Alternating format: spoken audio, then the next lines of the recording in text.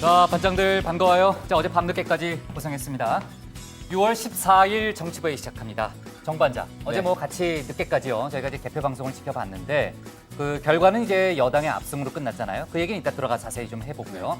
오늘 야당 지도부의 줄 사퇴가 뭐 이어졌죠? 그렇습니다. 오전에 유승민 바른미래당 공동대표가 사퇴를 했고요. 네. 오후에 홍준표 대표, 자유한국당 홍준표 대표가 나라가 통째로 넘어갔다라는 말을 남기고 네. 사퇴했습니다. 지금 야당 내부 분위기는 좀 뒤숭숭하겠군요. 그렇습니다. 그죠? 최 반장. 조금 전에 이제 들어온 속보를 보니까요. 그 국정원 특활비 관련 뇌물수수 재판, 그러니까 박근혜 전 대통령 얘기인데, 그러니까 국정농단하고 좀 다른 거죠. 그렇죠. 그 검찰의 구형이 있었다면서요? 네, 검찰은 징역 12년을 선고해달라고 재판부에 요청을 했고요. 오. 벌금도 80억 원을 그래요? 선고해달라고 이게 요청을 이제 했는데 뇌물수수 액수가 커서 그런 모양입니다. 네, 지금 검찰이 주장하고 있는 거는 약 30억 원대, 35억 원대 정도인데 네. 거기에 대한 추징금도 요구를 했고요. 벌금도 네. 80억 원을 부여했습니다. 어유 지난번에 또 24년 받았는데 네. 우리 들어가서 얘기 좀 이어갑시다. 갑시다.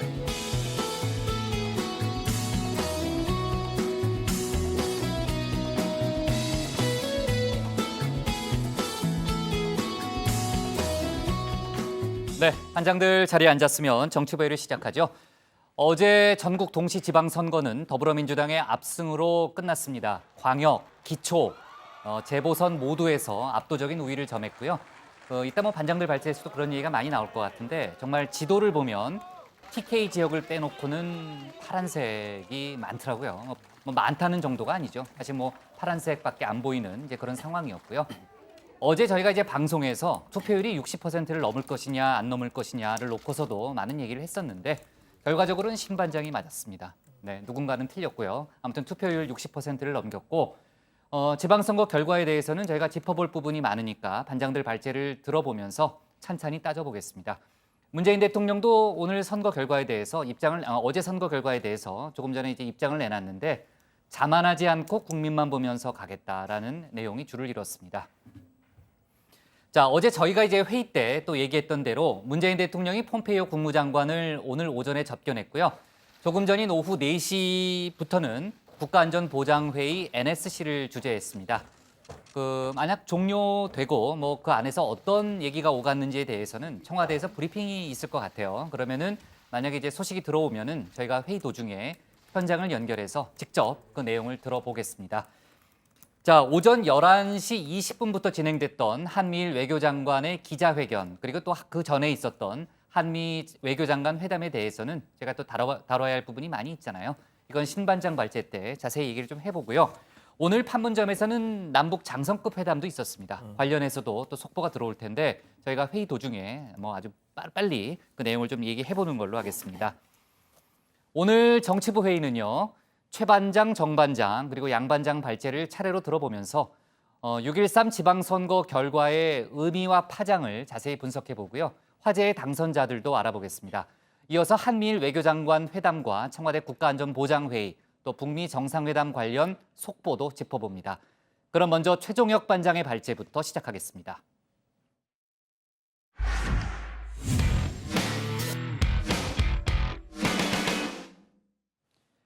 6.13 지방선거, 국민의 선택은 여당, 민주당이었습니다. 선거운동 기간 내내 우세를 보이던 민주당은 광역단체장 17곳 가운데 14석을 석권했죠. 기초단체장 역시 민주당의 압승이었습니다.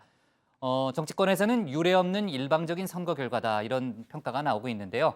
오늘 최 반장 발제에서는 어제 치러진 지방선거 결과를 일목요연하게 정리해보고 분석해보겠습니다. 네, 어딜 봐도 파란색이었습니다.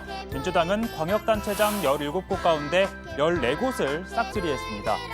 자유한국당은 대구, 경북 2곳에서 승리하는 데 그쳤고요. 무소속 원희룡 후보가 제주 도민들의 선택을 받아 재선에 성공했습니다. 서울에서는 박원순 후보가 여유 있게 승리했습니다. 선거 막판 여배우 스캔들이 불거진 경기도와 이구 망천 발언이로 악재가 터진 인천에서도 이재명, 박남춘 후보가 현직 도지사와 시장을 꺾었습니다. 그동안 한 번도 광역단체장을 배출해내지 못했던 PK에서도 민주당의 완승이었습니다. 오거돈 후보는 4번의 도전 끝에 부산에 민주당 깃발을 꽂았고요. 송철호 후보도 참수 끝에 울산시장에 당선이 됐습니다. 김경수 후보 또한 드루킹 논란을 이겨내고 경남 도민들의 선택을 받았습니다.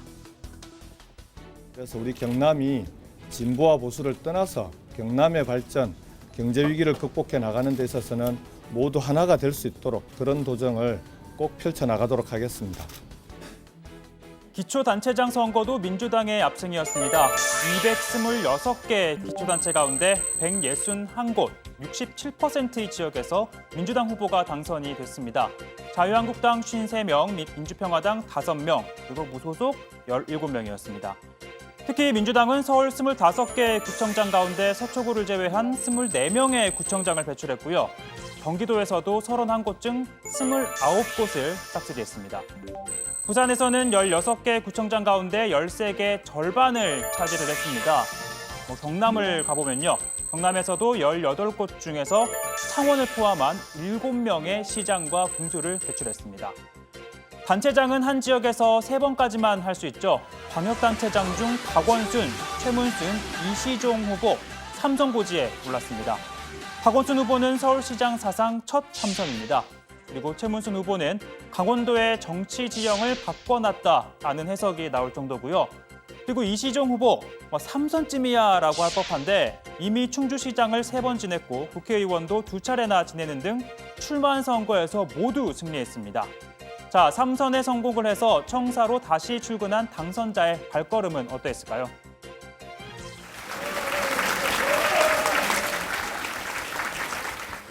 앞으로 제가 일 많이 안 시킬 테니까요. 즐겁고 행복하게 지내십시다. 제가 휴가도 많이 즐길 거고요. 신나게 일하십시다. 네, 고맙습니다. 네. 이거 좋네. 이거 좋다. 파이팅. 고맙습니다. 네. 보수의 철옹성처럼 여겨졌던 서울 강남에서도 이변이 일어났습니다. 역대 선거에서 강남 3구는 보수 정당이 줄곧 우위를 점했던 곳인데요. 자유한국당도 이곳만큼은 사수해야 한다며 안간힘을 썼습니다. 곧 강남구에는 보유세 폭탄이 떨어질 겁니다. 강남구에 사는 것도 죄인가 이런 말이 나돌 정도로 강남구에 대한 압박이 점점 심해질 겁니다. 네, 하지만 이번 선거에서는 보수 불패 신화가 통하지 않았습니다. 민주당 정순균 후보, 박성수 후보가 각각 강남구와 송파구에서 승리했습니다. 자유한국당 보수의 본사는 지켰습니다. 대구, 경북은 수성했죠. 대선에 도전한 권영진 후보, 그리고 3선 의원 출신의 이철우 후보가 민주당 돌풍을 막아냈습니다. 자, 이러한 가운데 경기지사에 당선된 이재명 후보의 태도가 도마 위에 올랐습니다. 당선이 확정되면서 각 방송사에서 순서를 정해 인터뷰를 진행했는데요. 선거운동 과정에서 논란이 불거진 여배우 스캔들 등에 관한 질문이 이어지자 노골적으로 불편한 감정을 드러냈습니다. 또한 인터뷰에서는 잘 들리지 않는다라면서 일방적으로 인이어를 빼고 인터뷰를 중단하기도 했는데요. 논란이 커지자 이 후보도 페이스북 라이브를 통해 자신의 태도가 부족했고 죄송하다는 뜻을 밝혔습니다. 인터뷰 보고 좀 이렇게 실망하신 분 많으시죠? 저도 시간 지나고 나니까 제가 좀 지나쳤다는 생각이 좀 들어요. 그러지 말았어야 되는데. 근데 제 부족함입니다. 우리 같이 보시는 분들한테는 좀 미안하고요. 이거는 또 수양해야지요. 네, 또 당선이 되면 문재인 대통령의 뒤통수를 칠 것이다라는 일각의 예측에 대해서도 공작이라면서 문 대통령을 지지하고 같이 갈 것이라고 했습니다. 선의를 가지고 최선을 다하고 있는데 뭐 좋은 결과가 기대한 만큼의 결과가 안 난다고 그거를 공격하거나 내치면 어떻게 됐습니까? 더 못하게 되겠죠. 문재인 대통령의 뒤통수를 칠 거다 이렇게 생각하는 것은 사실 저를 의심하는 게 아니라 사실 문재인 대통령님을 의심하는 거죠. 제가 정말로 이렇게 나쁜 관계가 될 수 있는 경우는 선의를 버린 경우예요. 자, 끝으로 이번 선거 화제 당선인들을 소개해드리겠습니다. 먼저 최연소 당선인입니다. 인천 연수구 의원 조민경, 부산 연제구 의원 이희찬 후보, 1992년생으로 올해 25살입니다. 피선거권이 주어지는 게 바로 25살이죠. 그리고 최다선 신기록을 세운 기초의원도 있습니다. 경북 안동시 의원 이재갑, 전남 영광군의회 강필구 후보 무려 8선에 성공했습니다. 지방의회가 개원한 1991년부터 32년간 기초의원 배지를 달게 됐습니다. 자, 오늘 발제 정리하겠습니다. 민주당 중앙 권력이어 지방 권력도 장악입니다. 네, 자 그렇고요. 그러니까 어제도 저희가 이제 그 몇 가지 관전 포인트를 얘기했는데 지난 이 일주일 동안에는 여론조사 결과를 발표할 수 없는 깜깜이 선거 기간이었잖아요. 그래서 그 전에 발표됐던 여론조사 결과를 토대로 해서 저희가 과연 민심의 변화가 있을 것인가에 대해서 많이 얘기를 했었는데 일단 큰 변동은 없었다라는 그런 뭐 결론을 저희가 이제 아까 이제 최 반장도 설명했지만 그 판세 분석을 통해서 이렇게 좀 결과를 좀 알 수 있었고요. 참 아까 최 반장이 민주당의 기초단체장 선거 얘기를 하면서요. 그래픽은 제대로 나갔는데 그 161곳에서 승리했다고 얘기를 했거든요. 네. 그러니까 151곳이 맞는 거죠. 네, 제가 잘못 얘기한 것 같습니다. 네. 자, 일단 한 번 더 선거 결과를 간단하게 정리해 보면요. 어때요? 지금 그 대구 경북을 제외한 전 지역을 민주당이 석권했다. 이렇게 봐야 되는 건가요? 네, 17개 광역단체장 중에서 민주당이 14곳, 자유한국당이 2곳, 제주는 무소속으로 원희룡 후보가 당선이 됐습니다. 기초단체장도 민주당이 전체 226곳 가운데 151곳에서 당선인을 배출하면서 압승 거뒀고요. 이어서 자유한국당이 53명, 민주평화당이 5명, 또 무소속이 17명 당선됐습니다. 또 각 단체장을 감시하고 견제하기 위한 광역, 기초의원 선거도 민주당이 휩쓸었는데요. 이 광역의원 선거에서는 민주당이 824명 중에서 647명이 당선되는 등 78.5%를 차지했습니다. 또 2,927명에 달하는 기초의원도 50%가 넘어서 야당을 모두 더한 것보다 많았습니다. 전국 12곳에서 치러진 국회의원 재보선, 민주당이 후보 내지 않은 경북 김천 제외한 11곳 모두 민주당이 석권을 했습니다. 경북 김천에서는 송원석 자유한국당 후보 역시 접전 끝에 신승을 거뒀죠. 자, 17개 광역단체에서 치러진 시도 교육감 선거 역시 진보 후보들이 압승했습니다. 총 14곳에서 진보 성향 후보가 당선됐고요. 보수 교육감이 재직하던 울산에서도 진보 교육감 당선돼서 4년 전 선거보다 한 곳을 더 가져갔습니다. 그래서 중도 보수 성향 교육감 기존 4명에서 3명으로 줄었습니다. 네, 지방선거 또 이제 국회의원 재보궐선거 저희가 지금 교육감도 얘기했지만요. 모두 민주당의 압승으로 귀결이 됐습니다. 자, 그 요인을 어떻게 분석할 수 있습니까? 정 반장. 우선은 문재인 대통령의 후광 효과를 그런 꼽을 얘기를 수가 많이 하죠. 있겠죠. 문재인 대통령 당선 이후부터 현재까지 70%를 웃도는 지지율, 아주 공고한 지지율을 유지해 나가고 있습니다. 게다가 최근에 이 남북 또 북미 정상회담으로 이 전통적인 지지층을 외에도 또 이 중도층에서도 대통령에 대한 지지도가 상당히 높죠. 여기에서 비롯된 한반도 평화 분위기, 민주당 승리에 큰 요인이 됐을 거라는 관측이 나오고 있습니다. 한반도 평화를 염원하는 유권자들이 문재인 정권에 힘을 실어줬다 이런 분석입니다. 네, 또 일각에서는 홍준표 자유한국당 대표를 꼽기도 합니다. 선거 기간 내내 계속된 막말 논란은 유권자가 한국당에 등을 돌리게 할 뿐 아니라 오히려 민주당에 힘을 실어줬다는 분석이 나왔는데요. 경남 창원을 찾아서 시위를 하는 사람들에게 빨갱이라고 한다거나 남북 정상회담을 위장평화 쇼라고 폄하하는 등의 행보가 표심을 잡는 데 실패했다는 분석입니다. 물론 홍 대표를 지칭하긴 했지만 야권이 지난해 대선 패배 후에 좀 지리멸렬한 모습을 보여왔다는 점도 민주당의 압승 요인이라고 할 수 있을 것 같습니다. 네, 사실 제가 토끼한테 미안해 쓰지는 않으려고 하는데 많이 쓰는 용어니까. 그러니까 지금 최 반장 얘기는 집토끼를 지키는 데는 어느 정도 성공했을지 몰라도 그 중도로의 외연 확장에는 실패했다. 이렇게 분석을 할 수 있을 것 같고요. 그리고 또 이제 바른미래당하고 민주평화당 같은 경우도요.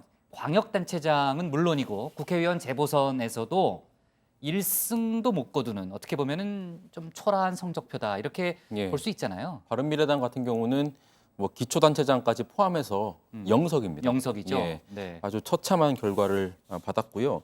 서울시장 선거에서도 이 안철수 후보가 3등에 그쳤습니다. 아주 초라한 성적표를 받게 됐는데 때문에 당의 존폐가 위협받고 있다 이런 분석이 나옵니다. 또 야권 재편 과정에서 주도권을 놓칠 위기에 처했고요. 바른미래당은 뭐 오늘 고개를 숙였습니다만 당은 목소리가 좀 상당히 이상한데요? 네, 당은 상당히 좀 어제 과로해서 그런 거죠? 예, 개표 네. 방송을 보느라 네. 그랬습니다. 예. 당이 좀 많이 네. 뒤숭숭한 상황입니다. 네.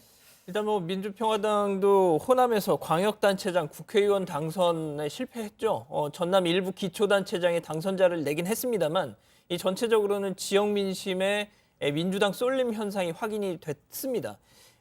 민평당의 이 조배숙 대표 창당한 지 4개월밖에 되지 않아서 조직과 자본면에 있어서 열세지만 사력을 다해서 집중적으로 호남을 공략했다면서 이 전남, 전북에서 의미 있는 성과를 거뒀다 이렇게 자평을 하긴 했습니다. 네, 정의당 역시 뚜렷한 당선인을 내지는 못했어요. 근데 당 분위기는 또 그렇게 나쁘지 않다는 얘기가 있더라고요. 네, 뭐 국회의원 재보선은 물론 뭐 기초 단체장조차 뭐 배출을 하지 못했는데 정의당은 37명의 기초 의원 당선자를 배출했습니다. 또 전국 평균 뭐 9%의 비례대표 정당 지지율을 기록하는 등 선전했다는 평가를 내놓고 있고요. 특히 경기도와 인천에서는 바른미래당을 제치고 민주당, 자유한국당에 이어서 정당 지지율 3위를 차지했습니다. 또 광주와 전북에서는 민주평화당을 제치고 정당 득표 2위에 오르기도 했는데요.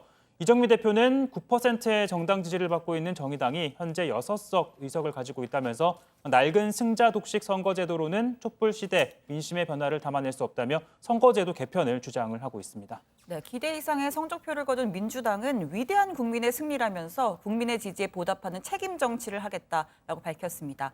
추미애 대표는 집권 여당이 문재인 정부를 든든히 뒷받침해서 평화로 경제를 만들고 민생 문제를 제대로 해결하라는 지엄한 명령이다라고 얘기를 했고요.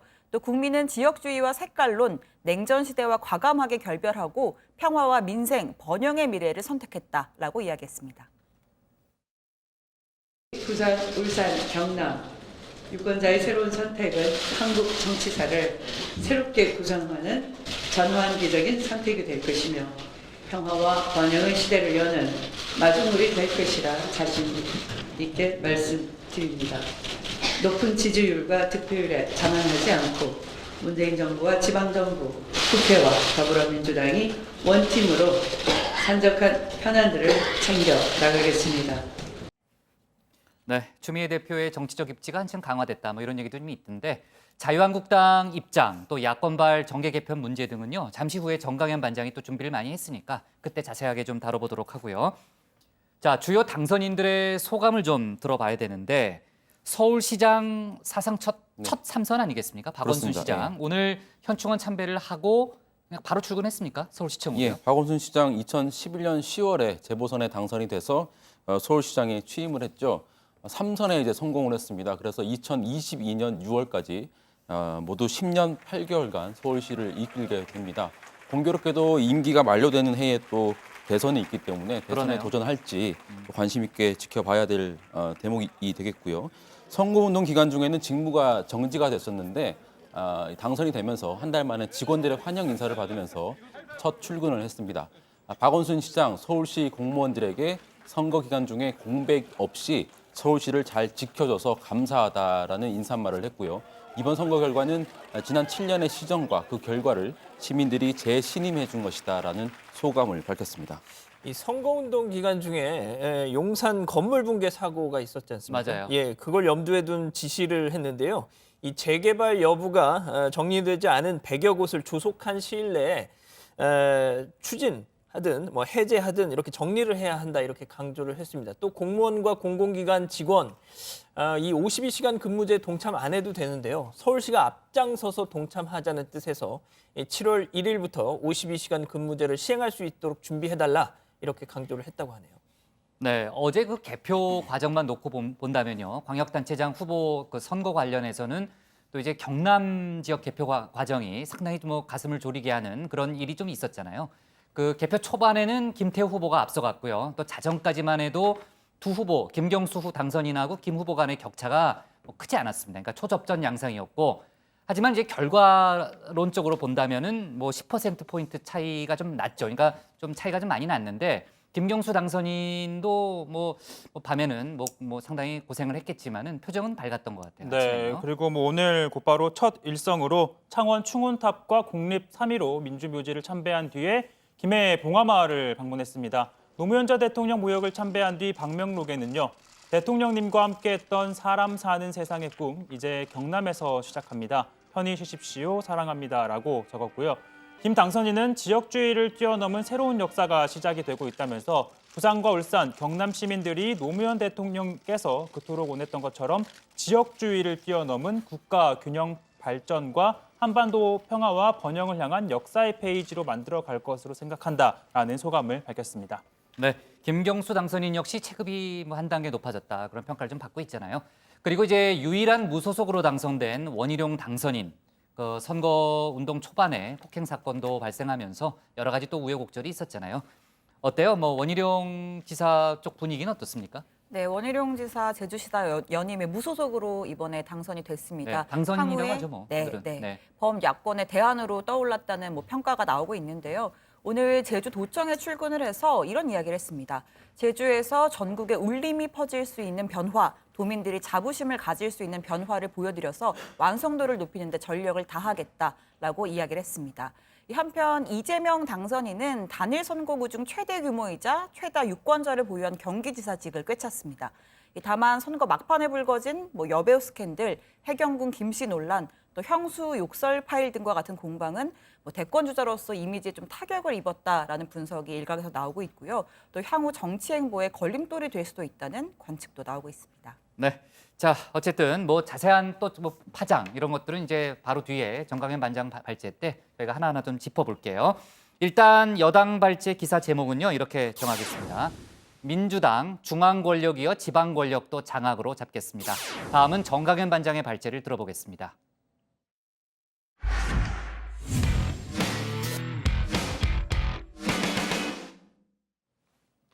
이번 지방선거가 민주당의 압승으로 막을 내리면서 야권발 정계 개편이 불가피하다는 분석이 나오고 있습니다. 오늘 자유한국당 홍준표, 바른미래당 유승민 대표가 사퇴하면서 정계 개편에 속도가 붙을 거다라는 전망이 나오고 있죠. 오늘 야당 발제에서는 지방선거 후폭풍으로 시동이 걸린 야권발 정계 개편론을 자세히 분석해 보겠습니다.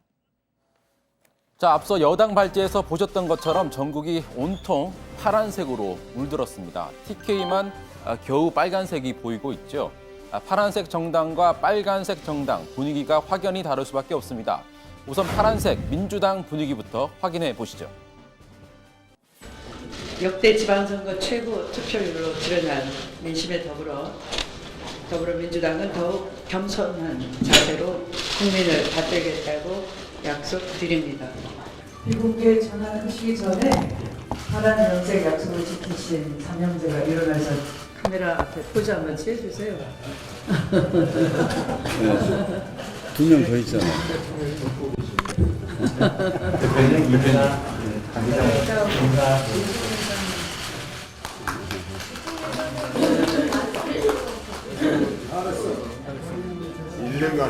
네, 우리 앞으로 2년간 한다고? 2년간.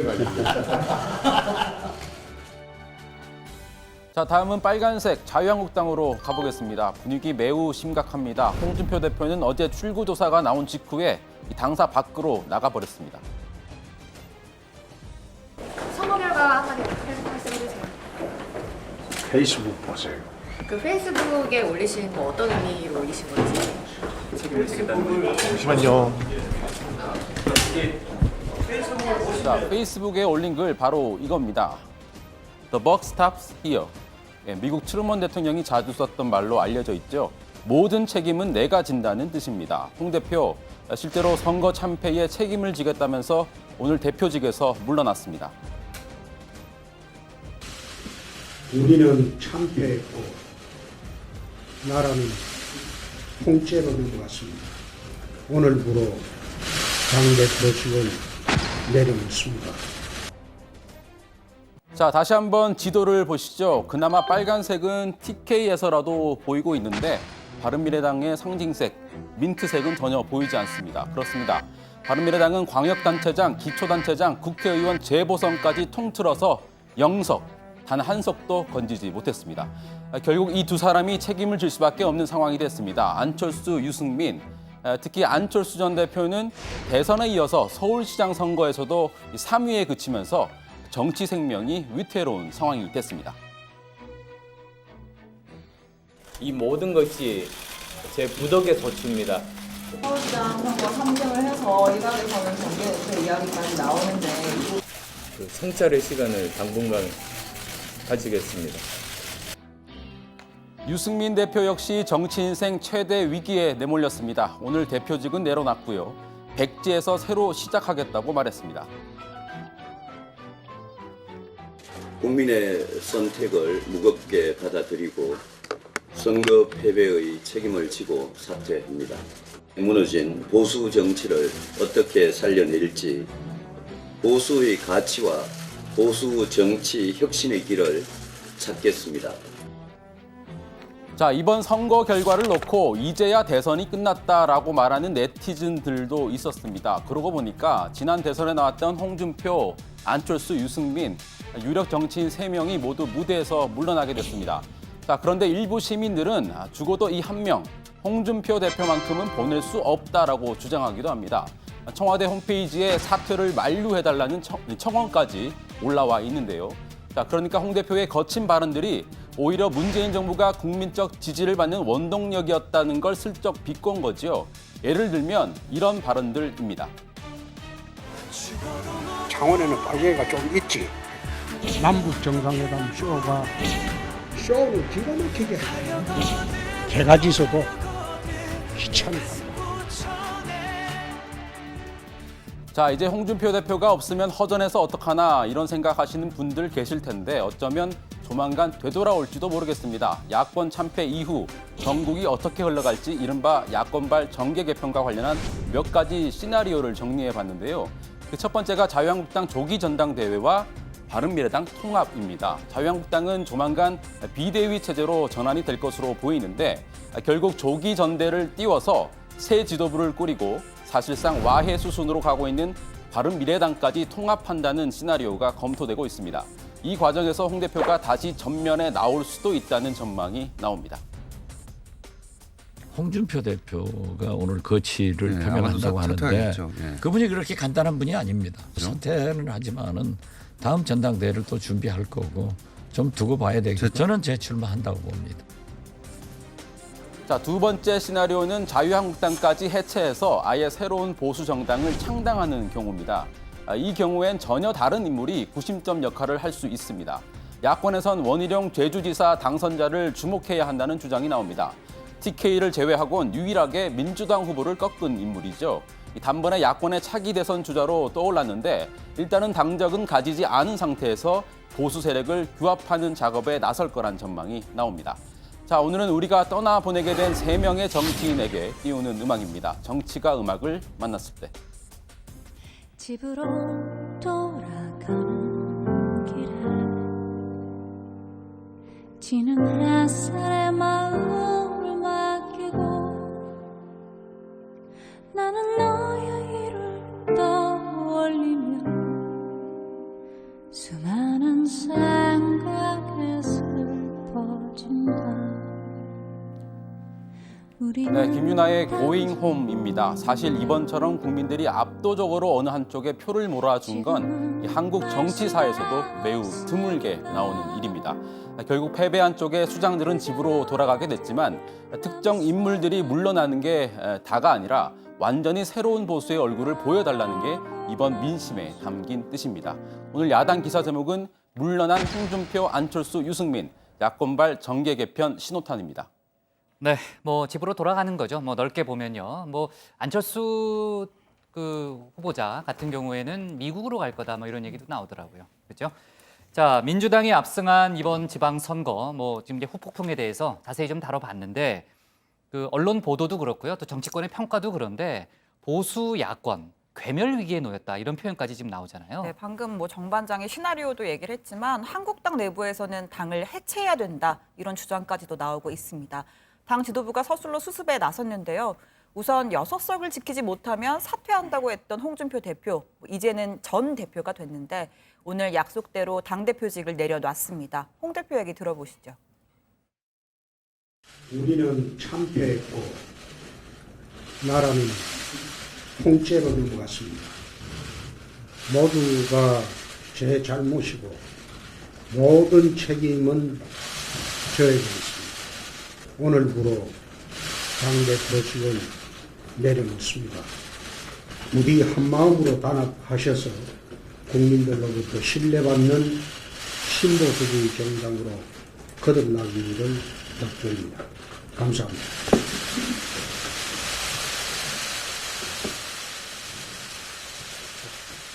네, 홍준표 대표가 이제 머리를 숙이는 모습까지 저희가 지켜봤는데 글쎄요, 그 표현을 들어보니까 나라가 통째로 넘어갔다. 어디 넘어갔다는 얘기는 뭐 밝히지 않았지만 뭐 모르겠습니다. 뭐 이건 아마 민주당에 넘어갔다 뭐 그런 뜻인지 아니면 그 이상의 의미인지는 모르겠지만은 하여간 나라가 통째로 넘어갔다 이런 표현을 쓴 걸 봐서는 사실 뭐 사퇴의 변에도 좀 가시가 있다 이렇게 좀 해석이 되고요.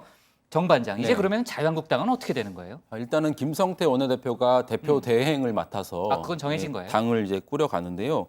비대위 체제로 아마 조만간 전환이 될 겁니다. 비대위원장을 뭐 김성태 원내대표가 맡을 수도 있고요. 아니면 외부 인사에게 맡길 수도 있는데 이 방안들을 지금 검토 중입니다. 아마도 비대위가 꾸려지게 되면 우선 조기 전당대회 개최 여부부터 결정을 해야 할 겁니다. 전현직 이 당협 위원장들로 구성된 자유한국당 재건 비상행동이 오늘 성명서를 냈는데요. 기존 지도부의 해체 동시에 차기 지도부 선출을 위한 작업을 시작해야 한다 이렇게 촉구를 했습니다. 네, 만약에 이제 조기 전당대회를 치르게 되면요, 양 반장 후보군에는 누구가 있습니까? 일단 뭐 자천타천으로 거론되는 사람들 이름을 제가 쭉 불러드리면 이완구 전 총리, 오세훈 전 서울시장, 뭐 남경필 전 경기지사 후보 이런 원외 인사들 그리고 김성태 원내대표, 김무성, 정우택, 나경원, 정진석, 주호영, 김용태 의원 등등 이렇게 이름이 많이 거론되네요. 예. 네. 근데 이제 뭐 세대 교체를 완전히 해야 된다 뭐 이런 지적도 나오고 있고요. 그런데 뭐 앞서 발제에서도 들어보셨지만 가능성은 뭐 그렇게 높아 보이진 않지만 홍준표 전 대표 결국 잠시 이제 집에 있다가 다시 나올 거다, 재등판 할 거다 이런 뭐 얘기도 나옵니다. 사실 그동안 대선 지방선거 거치면서 당 전체를 뭐 사당화 논란까지 나올 정도로 홍준표 이렇게 당으로 재편해 놓은 측면이 있거든요. 그런 배경을 감안하면 그럴 수도 있지 않을까라는 얘기가 나오는데 제가 볼 때는 가능성이 커 보이지는 않습니다. 네, 아까 뭐 집중 발제 보니까 박지원 의원이 그 홍준표 대표가 다시 전당대회에 출마할 거다 이렇게 개인적인 예상을 했습니다. 근데 뭐 양반장 생각으로는 가능성이 그렇게 높아 보이지는 않다는 얘기고요. 그 아까 이제 그 청와대 게시판에 올라온 글도 소개를 했잖아요. 네. 근데 어디 언론 보도를 보니까 그게 또 반려동물 뭐 카테고리에 올랐다 뭐 그런 얘기도 있더라고요. 자, 결국은 이제 자유한국당이 조기 전당대회를 하든 안 하든 그 보수 정당 재편이 불가피하다. 이런 데는 뭐 정치권의 대부분의 시각이 일치하는 거 아니에요? 네, 뭐 당장 바른미래당 같은 경우에도 사실상 뭐 와해 수준으로 갈 거란 전망이 많습니다. 이번 선거에서 단 한 명의 광역 기초단체장 당선인을 배출하지 못했는데요. 참고로 14명의 광역단체장이 출마를 했었는데 이 중 11명이 10% 이상을 득표를 하지 못해서 선거비도 보전을 다 못 받게 됐다고 하더라고요. 결국 유승민 공동대표가 책임을 지고 오늘 당 대표직을 내려놨고요. 또 대선 대통령 선거에 이어서 서울시장 선거에서도 3등에 그친 안철수 전 대표도 당분간 성찰의 시간을 갖겠다며 일단 2선 후퇴 수준에 들어갔는데 내일 그 딸 서리 씨의 박사학위 수여식 때문에 일단 미국으로 출국을 한다고 합니다. 뭐 언제 돌아올지는 알려지지 않고요. 네. 뭐 일단은 내일 출국을 한다고 하는데 뭐 오늘 바른미래당 선대위 회장식 했는데요. 안 전 대표 얘기 들어보시죠. 이달에 가면 정계대표 이야기까지 나오는데 성찰의 시간을 당분간 가지겠습니다. 다 후보가 부족한 탓입니다. 선거에 패배한 사람이 무슨 다른 이유가 있겠습니까? 네, 들으신 것처럼 안 전 대표는 정계 은퇴 여부에 대해서는 확답을 하지는 않았습니다. 대신 성찰의 시간을 갖겠다라고만 했는데요. 이번 선거에서 자유한국당 김문수 후보에게도 밀린 3위에 그치면서 뭐 사실상 당분간은 정치 전면에 나서긴 힘들 거라는 전망이 많습니다. 마찬가지로 바른미래당 역시 사활을 걸었던 서울시장 선거에서 참패를 했기 때문에 앞으로 보수정당 재편 과정에서 주도권을 행사하기가 쉽지 않을 것으로 보입니다. 사실 뭐 정계 개편 주도권이 문제가 아니라 바른미래당은 뭐 앞으로 분당될 가능성이 커졌다 이렇게 볼 수 있습니다. 그 정도로 위기가 큰 거죠. 예, 네. 유승민 대표 오늘 사퇴하면서 보수가 처음부터 다시 시작하라는 게 국민들의 뜻이다라고 했거든요. 우선 들어보시죠. 보수의 가치와 보수 정치 혁신의 길을 찾겠습니다. 개혁 보수의 길만이 국민의 사랑을 받을 수 있다는 신념에는 변함이 없습니다. 결국 저 발언은 자유한국당에 있는 합리적 보수 세력과 손을 잡겠다는 뜻 아니겠느냐는 해석이 나왔습니다. 이럴 경우에는 바른미래당에 있는 호남 출신 의원들이 반발을 할 가능성이 크겠죠. 그러면 결국 당이 쪼개질 수도 있는 거죠. 일각에서는 바른미래당의 호남 출신 의원들이 민주당으로 개별 입당하는 식의 정계 개편 시나리오도 거론되고 있습니다. 글쎄요, 뭐 그 얘기를 좀 받아서 얘기하면은 사실 저희가 야권발 정계 개편 얘기를 지금까지 쭉 해왔잖아요. 그런데 오히려 여권발 정계 개편이 속도를 낼 거다 이런 분석도 있는 거 아니에요, 최 반장? 네, 이번 뭐 지방선거뿐만 아니라 국회의원 재보선에서도 민주당이 경북 김천 한 곳만 빼고 11곳을 뭐 싹쓸이를 했잖아요. 그래서 이제 의석수가 130석이 됐습니다. 여기에 민주평화당과 정의당, 바른미래당 이탈파, 그리고 진보 성향의 무소속 의원까지 합하면 156석으로 과반을 넘길 수가 있습니다. 이 때문에 1차적으로는 이들 진보 성향의 정당과 뭐 일종의 연정을 시도할 가능성이 있고요. 사실 뭐 평화당 같은 경우에는 호남에서 기초단체장 5명을 배출하면서 존립 기반을 다졌다는 평가도 있지만 정치권 전체가 정계 개편에 들어가게 되면 아예 민주당과 합당하는 상황도 모을 수 있을 것 같습니다. 뭐 가정을 해보자면 그렇다는 거겠죠. 뭐 최 반장하고 얘기를 했으니까 하나만 더 물어볼게요. 아까도 앞에서도 얘기했는데 이번 그 선거를 거치면서요. 그 차기 대선 주자급 인물들이 좀 많이 떠오른 거 아니에요? 네, 뭐 이번 선거 결과 뭐 체급이 좀 한층 더 커졌다라고 그렇죠. 평가를 받는 뭐 사람들이 많은데 보통 광역 단체장을 거쳐서 대선에 나가는 경우가 많잖아요. 이번에 여권이 대승을 거두면서 차기 대선 경쟁에도 지각 변동이 불가피해졌습니다. 여권은 광역단체장 선거 석권으로 대권 주자 풀이 더 두터워진 반면 자유한국당과 바른미래당 등 보수 야권은 뭐 근근히 연맹해온 차기 주자들마저 심각한 타격을 입으면서 인물난이 더 심화할 수밖에 없게 된 상황인데요. 우선 민주당에서는 역대 뭐 최초로 서울시장 3선에 성공한 박원순 당선인 그리고 이재명 경기지사 당선인 등 기존 대권 주자 외에도 김경수 경남지사 당선인이 대선 주자급으로 못 뛰어올랐다는 평가가 나옵니다. 향후 임종석 대통령 비서실장 그리고 김부겸 행정안전부 장관, 김영춘 해양수산부 장관 등과 차기 대선 주자 자리를 놓고 치열하게 경쟁할 것으로 전망이 됩니다. 반면에 야권은 이제 홍준표, 안철수, 유승민 등 차기 대선 주자들이 모두 치명상을 입었죠. 권영진 대구시장 당선인이나 이철우 경북지사 당선인 이 두 사람이 차기 주자가 될 기반은 닦았지만 아직은 좀 약하다는 평가가 많고요. 다만 원희룡 제주지사 당선인 주목해볼 필요가 있습니다. 앞서 집중 발제에서도 제가 말씀을 드렸지만 원 당선인 같은 경우는 TK를 제외하고는 유일하게 민주당 후보를 꺾었죠. 향후 야권 재편 과정에서 구심점 역할을 하고 또 신당 창당까지 주도하게 된다면 유력한 차기 대선 주자가 될 수 있을 것으로 보입니다. 네, 정말 이제 지방선거 결과가요. 한국 정치판을 아주 크게 흔들고 있고 앞으로도 속보가 많이 나오겠네요. 정 반장이 바빠질 것 같습니다. 예. 네. 자, 오늘 그 야당 기사 제목은요. 이렇게 잡을게요. 네, 아직 자막이 안 떴네요. 홍준표, 유승민 사퇴, 안철수 성찰의 시간으로 잡겠습니다. 다음은 양원보 반장의 발제를 들어보겠습니다.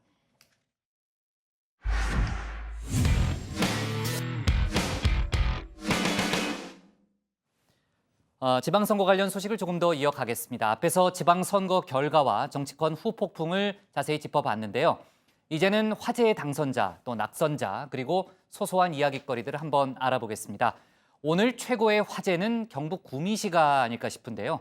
박정희 전 대통령의 고향이면서 대구 경북 지역 중에서도 가장 보수적이라는 평가도 받았던 구미가 어떻게 보면 지각 변동을 일으킨 그런 결과를 내놨습니다. 오늘 양 반장 발제에서는 관련 여러 가지 얘기들을 자세히 알아보도록 하겠습니다. 네, 그렇습니다. 저는 진짜 솔직히 지금도 실감이 나지 않습니다. 경북 구미가 어딥니까? 예?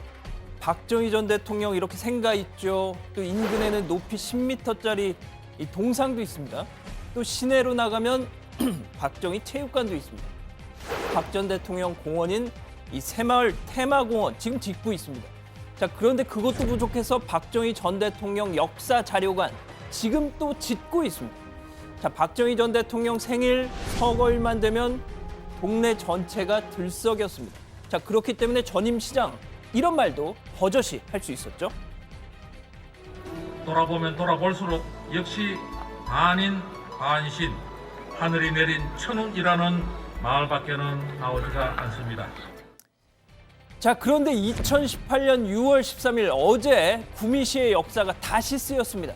자, 경북 구미시장 민주당 장세용 후보 40.8%, 자유한국당 이양호 후보 38.7%, 2.1%포인트 차로 승리한 겁니다. 자, 이것만 해도 경천 동지할 일인데 충격적인 거 더 있습니다. 자, 구미시의회 8명 정원에 7명, 민주당 후보 7명이 당선됐습니다. 출마자 전원이 당선됐습니다. 그러니까 구미시청 그리고 구미시의회 민주당 천하가 된 겁니다. 아니 도대체 그동안 구미에 무슨 일이 있었길래 이랬던 걸까요? 이런 결과가 지금 나온 걸까요?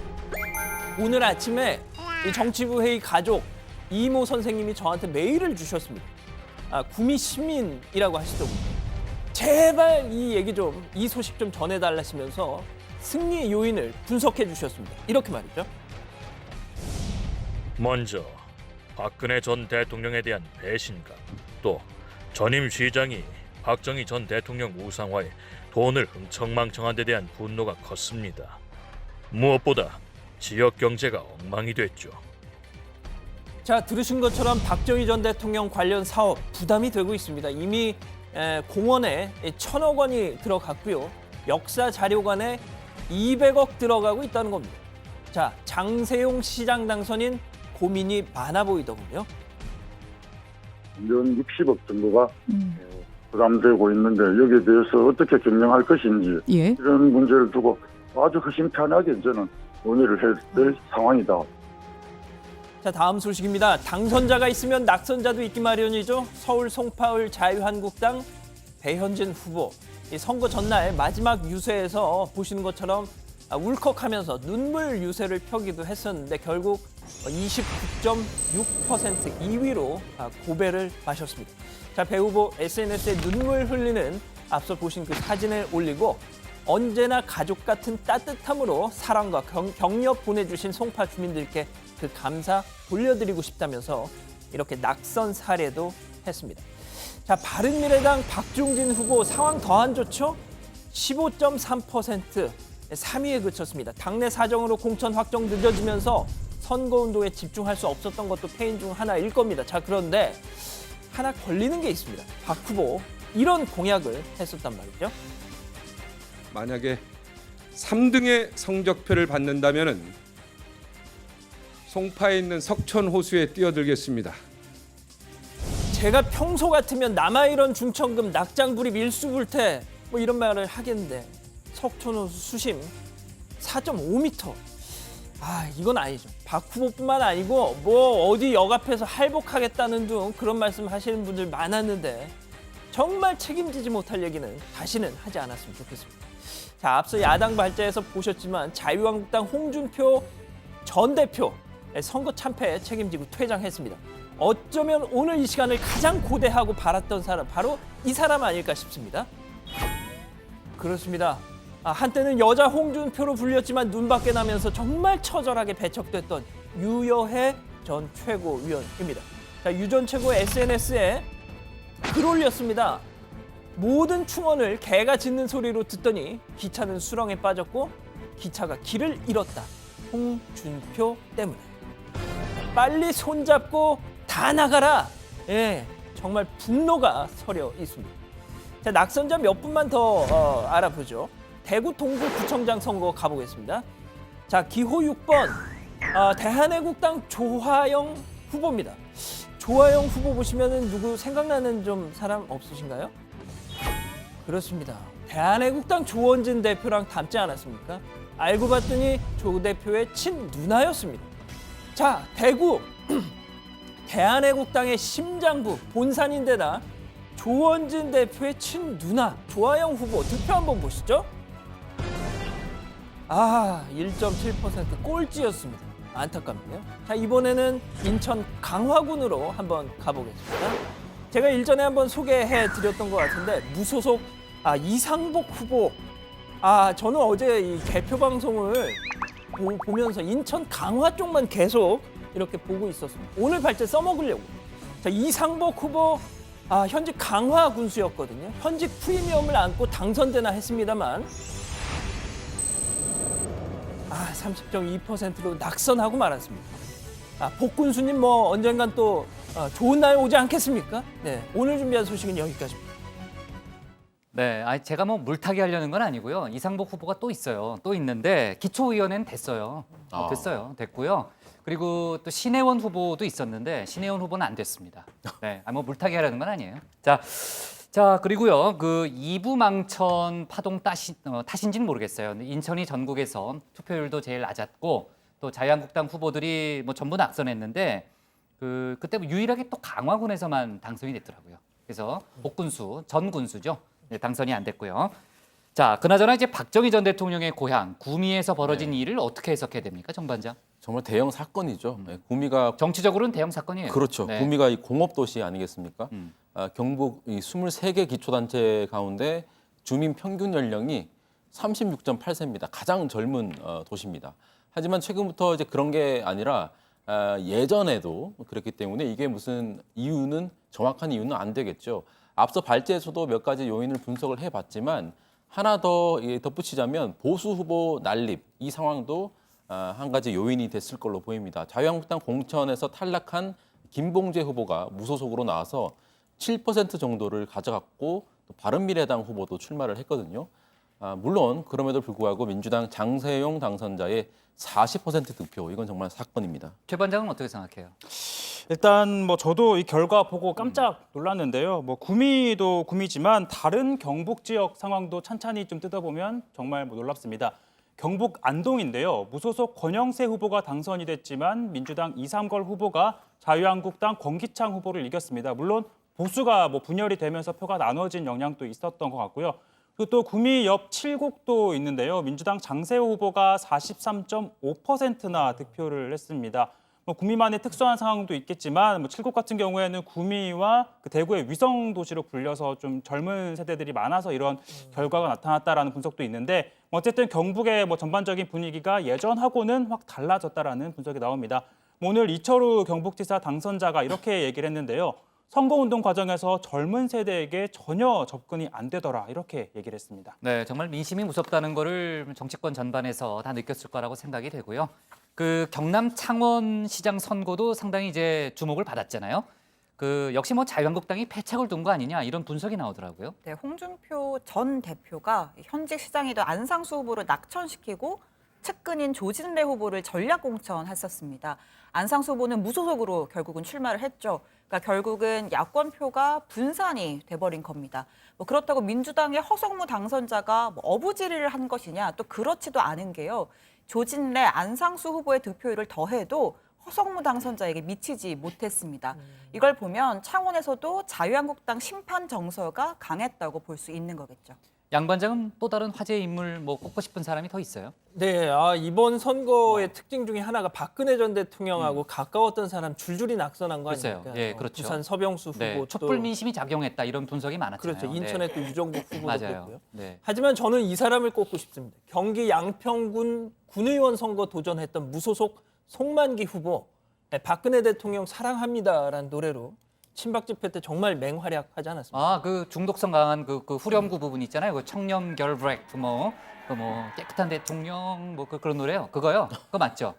제가 원래 노래 잘하는데 좀 크게 부를 수가 없어 그래요. 네, 다시는 그러지 마시고요. 네, 5.8% 득표에 그래요? 그쳤습니다. 5.8%? 네, 근데 그렇게 꼭 불운한 사람만 있는 건 아니고요. 부산 금정구 구의원 비례대표로 출마한 민주당 박근혜 후보는 당선이 됐고요. 또 박정희 후보가 3명이 있었는데 이 3명 가운데 2명은 당선이 됐습니다. 그래요? 자, 또 뭐 당선자 추가로 얘기할 사람이 있어요? 네, 저는 뭐 관심이 가는 게 아무래도 자유한국당 조은희 서초구청장 당선자를 꼽고 싶은데 서울시 25개 구청 가운데 유일한 자유한국당 소속입니다. 개인적으로는 기쁘겠지만 서울시 의회도 전북 민주당 천하가 됐잖아요. 혼자서 무언가를 도모하는 데는 적잖은 어려움이 따를 걸로 보이는데 예를 들어서 구청장 협의회 이런 데 가면 혼자 좀 쓸쓸하지 않을까 싶습니다. 네. 자, 지금 아마 그 NSC 관련한 속보인 것 같은데요. 지금 이제 속보가 계속 나오고 있습니다. 이거를 이따가 어떻게 한꺼번에 모아서 할까요? 아니면 이것만 일단 얘기를 하고 갈게요. 어제도 저희가 그 얘기를 했는데 지금 트럼프 대통령이 이번에 그 북미 회담 이후에 가졌던 기자회견에서 그 한미 연합 군사 훈련을 중단할 수 있다라는 부분을 시사를 했잖아요. 이후에 그 미국 언론, 미국 방송과의 인터뷰에서는 좀 더 명확하게 그 입장을 밝혔고 그게 이제 국내에서 약간의 논란이 있었습니다. 관련해서 문재인 대통령이 조금 전에 발언을 하나 했는데 한미 연합훈련 중단 여부는 북미 대화가 지속이 되면 북미 대화를 지속하면 신중하게 검토하겠다라는 입장을 일단은 내놨습니다.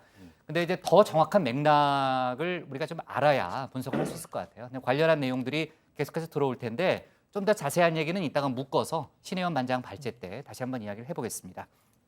자, 정 반장은 누가 좀 인상적이었어요? 목포시장 선거 상당히 흥미로웠습니다. 민주당 김종식 후보가 당선이 됐는데 목포는 아시다시피 민주평화당 박지원 의원의 지역구입니다. 김대중 전 대통령의 정치적 고향이기도 하죠. 그런데도 김종식 당선자 박지원 의원을 등에 업은 민주평화당 박홍률 후보를 불과 292표 차이로 따돌렸습니다. 아주 신승을 거뒀죠. 초중반까지 계속 뒤지다가 막판에 역전을 해서 손에 땀을 쥐는 그런 승부였습니다. 네. 그 박지원 의원이 지역 예산을 많이 따내면서 철옹성 같았던 곳이 목포였는데 거기도 또 그렇게 이제 무너져 버렸다라는 얘기가 좀 나왔고요. 그 박 의원이 인터뷰한 걸 보니까요. 남북, 북미 정상회담 성공 때문에 명함을 내밀 수 없었다. 뭐 이런 표현을 한 게 기억에 납니다. 네. 네, 또 가장 드라마틱한 개표가 벌어졌던 곳이 있는데 강원도 평창군수 선거입니다. 민주당 한왕기 당선자가 재검표 끝에 자유한국당 심재국 후보를 눌렀는데 재미있는 건 한동안 지상파 방송사 당선 예측 시스템에서 심 후보가 확실로 표시가 됐었다는 거죠. 그래서 심 후보 캠프에서는 뭐 환호성이 들리기도 했는데 실제 개표 결과와는 좀 달랐던 겁니다. 결국 평창올림픽 성공이 민주당 후보에게 승리를 안겼다 이렇게 평가할 수 있을 것 같습니다. 네.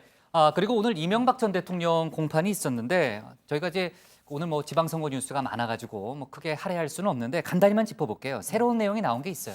예, 그러니까 서울시장 선거가 2002년에 있었지 않습니까? 그때 이제 이 전 대통령이 다스로부터 평소보다 많은 비자금을 현금으로 받아갔다라는 다스 권승호 전 전무의 진술을 검찰이 오늘 공개한 겁니다. 재판 과정에서. 이 전 대통령이 매년 20억 원 정도씩을 비자금을 받아갔는데 다스에서 2002년에는 선거 때문에 평소보다 많은 30억 원 정도를 가져갔다는 거죠. 그런데 2006년이 돼서는 이 전 대통령이 이듬해에 있을 그 대선을 생각해서였는지 이젠 위험한 일을 하지 말자라면서 비자금 갖고 오지 말라 이렇게 지시를 했었다는 겁니다. 네. 그리고 앞서 최 반장하고 제가 뭐 잠깐은 얘기했는데 오늘 박근혜 전 대통령의 특활비, 국정원 특활비 관련 공판이 있었잖아요. 그 검찰 구형이 나온 거죠? 네, 그 검찰에 따르면 박 전 대통령이 국정원으로부터 받은 특활비가 36억 5천만 원입니다. 여기에 대해서 검찰은 징역 12년을 선고해달라고 재판부에 요청을 했고요. 또 벌금 80억 원 그리고 추징금 35억 원 또 구형을 했습니다. 검찰은 이번 사건이 전형적인 권력형 비리다.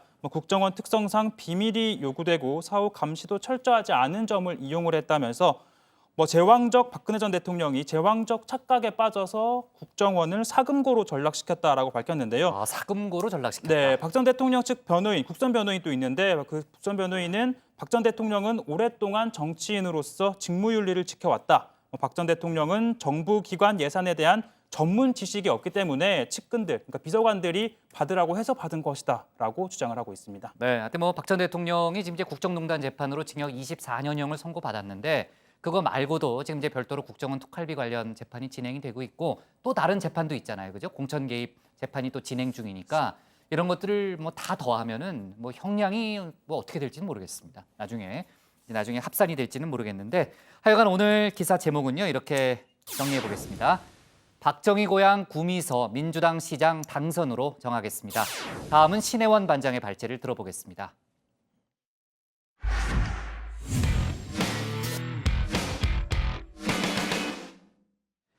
오늘 청와대에서는 문재인 대통령이 직접 주재한 국가안전보장회의 NSC 회의가 열렸고요. 조금 전에 그 회의 결과가 발표가 됐습니다. 그 얘기는 이따가 좀 해볼 거고요.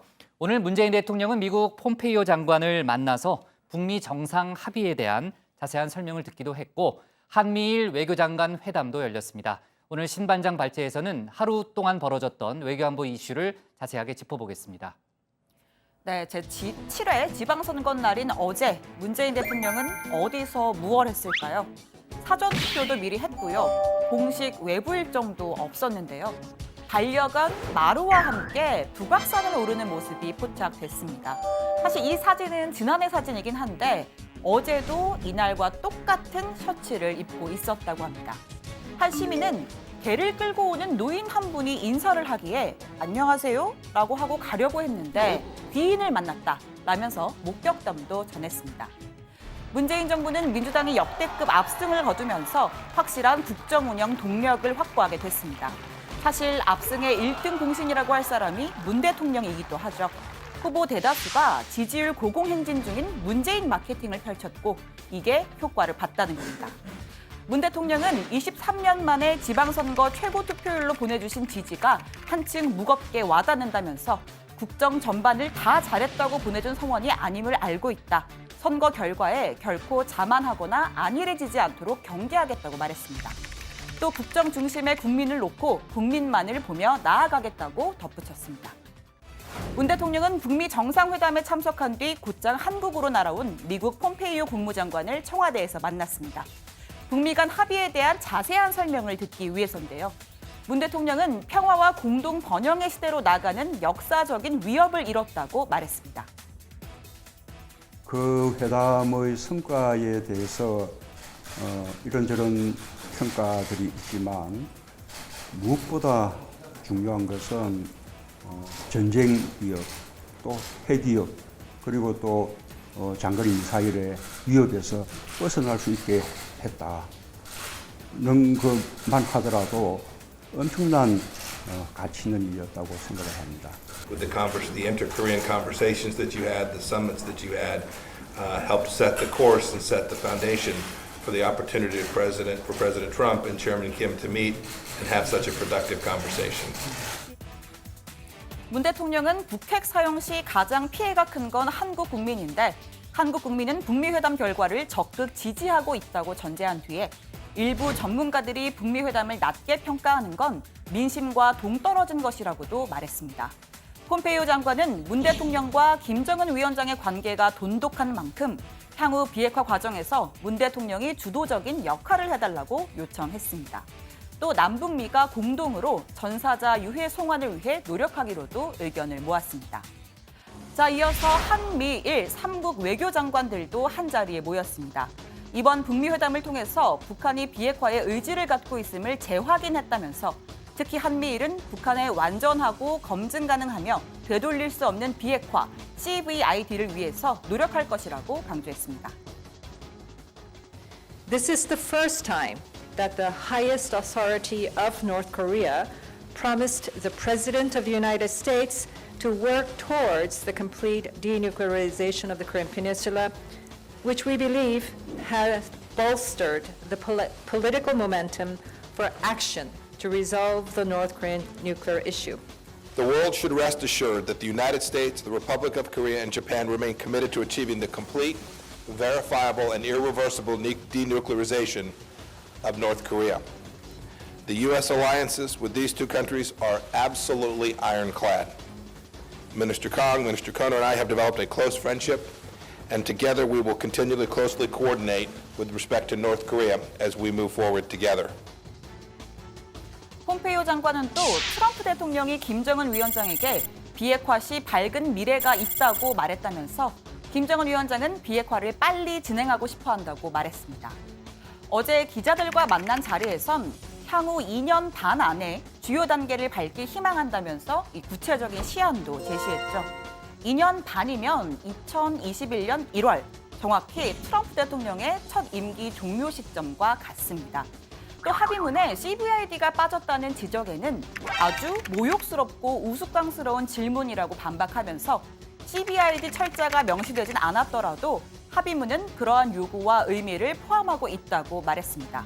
심층적인 검증 과정이 있을 거라는 건 북한도 충분히 이해하고 있을 거라고 확신한다는 겁니다.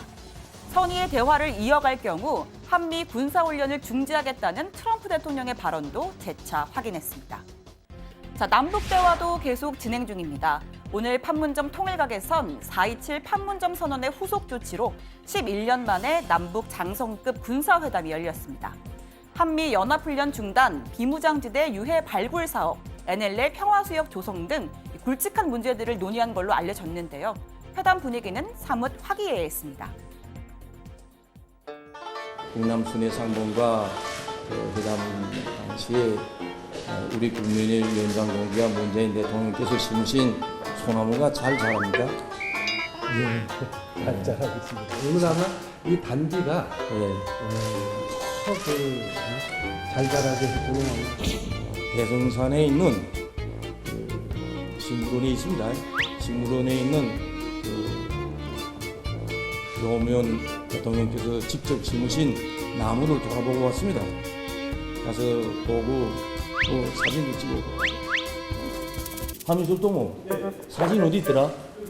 좀 보기 좀. 또.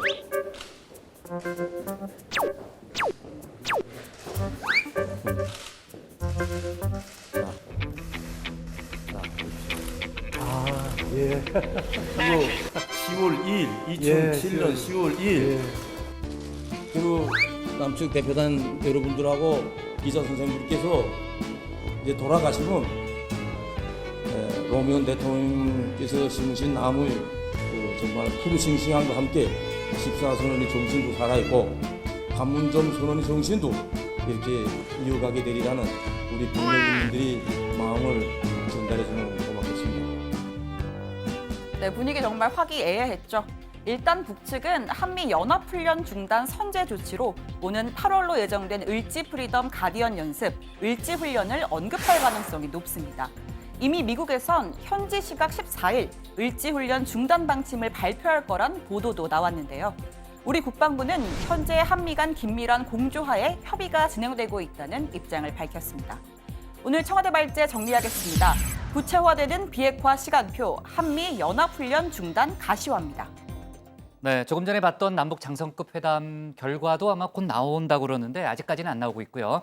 그리고 아까 앞서 제가 그 문재인 대통령이 주재했던 국가안전보장회의 NSC 결과에 대해서 중요한 속보 하나는 제가 아까 전했고요. 그 구체적인 내용을 최 반장이 그 사이에 취재를 했잖아요. 네. 일단 좀 소개를 할까요? 일단 뭐 오후 4시부터 1시간 반 동안 NSC가 소집이 됐는데요. 이 자리에서 문재인 대통령은 일단 북미 양국 정상이 최초로 만나 새로운 북미 관계 수립을 약속하고 한반도의 항구적인 평화체제 구축과 북한의 완전한 비핵화에 합의를 한 데 대해서 높이 평가를 했습니다. 결국 앞서 남북 정상이 만나서 합의를 했던 판문점 선언에서 합의한 완전한 비핵화 그리고 한반도 평화 번영의 목표에 대해서 남북미가 모두 공감대를 형성하게 됐기 때문에 남북 북미 관계가 선순환을 하면서 발전할 수 있는 토대가 마련이 됐다라고도 평가를 했습니다. 특히 우리 그 외교안보 부처를 향해서는 북한의 비핵화 조치를 위해서 긴장을 늦추지 말고 맡은 바 임무를 충실히 해 나갈 것을 당부를 했습니다. 특히 그 앞서 부장이 전하기도 했지만 트럼프 대통령이 언급한 한미 연합훈련 중단 여부와 관련해서는 북한이 진정성 있게 비핵화 조치를 실천하고 적대 관계 해소를 위한 남북 간 또 북미 간 대화가 지속이 된다면 대북 군사적 압박에 대해서 유연한 변화가 필요하다. 거기에 따라서 한미 연합훈련에 대해서도 신중한 검토를 하겠다라고 밝혔는데요. 구체적인 내용은 미국과 긴밀히 협의를 할 것을 지시했다고 합니다. 네, 이거 뭐 지금 결론을 내릴 문제는 아니라는 거잖아요. 그러니까 여러 가지 여건이 성숙돼야 그 논의를 할 수 있다, 검토를 할 수 있는 문제다라는 취지의 발언으로 일단 이해가 되고요. 자, 그 아까 이제 집중 발제했던 내용들을 이제 하나하나 좀 짚어볼게요. 일단 문재인 대통령이 이번 지방선거 앞서도 저희가 그런 얘기를 했잖아요. 이번에 이제 여당이 압승하게 된 여러 가지 그 요인이 있지만은 문재인 대통령이 1등 공신 아니냐 뭐 이런 얘기가 정치권에서 좀 나오고 있는 게 사실이고 문재인 대통령은 이번 지방선거 결과에 대해서는 자만하지 않겠다 이런 메시지를 내놓은 거죠. 네, 사실 워낙 압도적인 결과가 나왔기 때문에 문 대통령이 어떤 입장을 낼지가 주목이 됐습니다. 청와대 김의겸 대변인이 문 대통령의 입장문을 대독했는데요. 먼저 들어보시죠. 국정 전반을 다 잘했다고 평가하고 보내준 성원이 아님을 잘 알고 있습니다. 모자라고 아쉬운 부분이 많을 텐데도 믿음을 보내셨습니다. 그래서 더 고맙고 더 미안합니다. 다시 한번 마음을 새롭게 가다듬겠습니다. 더 노력하겠습니다. 선거 결과에 결코 자만하거나 안일해지지 않도록 각별히 경계하겠습니다. 네, 더 고맙고 더 미안하다라는 대목이 좀 인상적이었는데 문 대통령은 또 이런 얘기도 했습니다.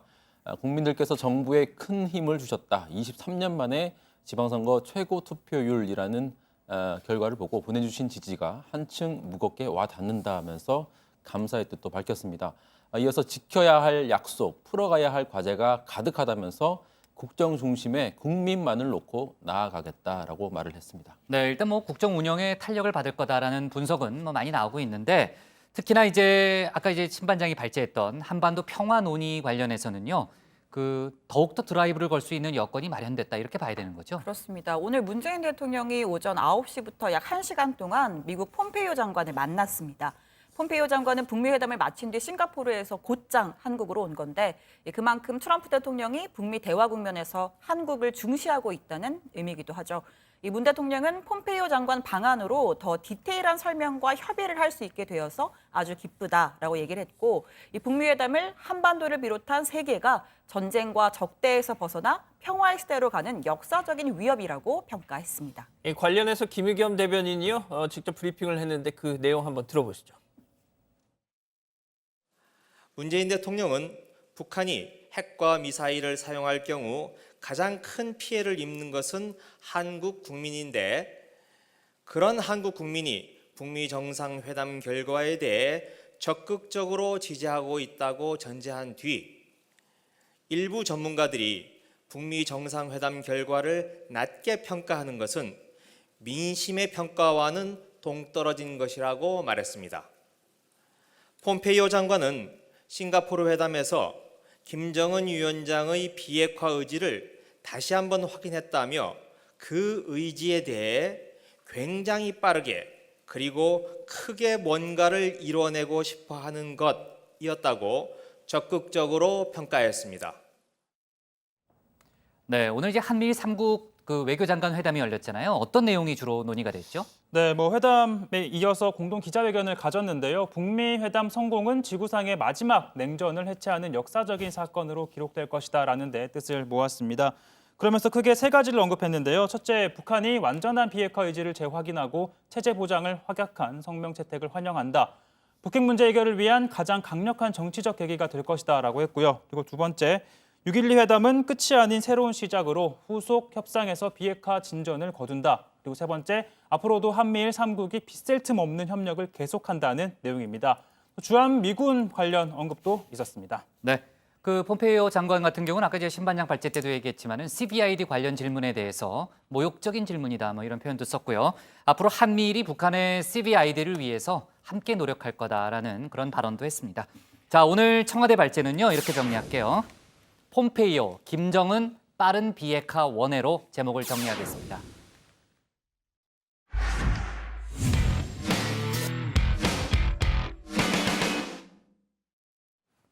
오늘 저희가 고른 한 컷은 대답 없는 출근길 대법원장의 결단은입니다. 재판 거래와 판사 사찰 의혹의 후속 조치에 대한 김명수 대법원장의 최종 결단이 임박했습니다. 왜냐하면 사법부의 의견 수렴이 끝났기 때문인데요. 오늘 아침 출근길 모습인데 일단 기자들의 쏟아진 질문에 아무 답변은 하지 않았습니다. 법원 내부에서는 이르면 오늘은 지금 6시가 넘었으니까 좀 쉽지 않을 것 같고요. 내일 중으로 김명수 대법원장이 검찰 수사 여부에 대한 결정을 내릴 가능성이 높다고 보고 있습니다. 그동안 나왔던 법원 내부의 다양한 의견, 또 국민 여론, 사법부의 미래까지 다 고려해서 합리적인 결론이 나오기를 기대하겠습니다. 오늘 정치부회의는 여기까지고요. 저희는 내일 다시 찾아뵙겠습니다. 네, 반장들 고생 많았습니다. 강석구 회장은 안 나오죠? 아직 안 나왔죠? 강석구.